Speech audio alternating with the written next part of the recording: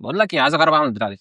ايه؟ انت لسه هتفكر حاسس. النهارده هعمل لكم اكتر ايس بي 60 فروتي ممكن تشربوها في حياتك. مش عارف انا هعملها ازاي، بس انا واثق فيك انا هعمل. وهستخدم بن كوستاريكا امابولا من بن نص. انا بحب النوع ده عشان الاسيديتي بتاعته مش عاليه والفروتي نوتس بتاعته قويه، وده بيخلي الدرينك اللي انا بعمله ريفريشنج عادي. اول حاجه هنعملها ايه؟ هو قال لي ان احنا هنبل الفلتر عشان ننزل الشوايب بتاعته.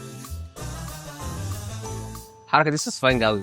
بعد كده هنحط 150 جرام تلج في السيرفر. وبعد كده هنعمل حاجه انترستنج جدا، هنحط قطع تفاح على التلج ونبتدي نصب 150 جرام ميه على درجه حراره 92 على 3 مرات متساويه خلال دقيقه ونص او دقيقتين. زودت شويه عادي. وصلنا لدقيقتين وعملت زي ما هو قال لي بالظبط. متحمس قوي على كده. ندوق بقى. حلو قوي. اطلبوا البن ده من الويب سايت عشان بجد لازم تجربوه. سلام.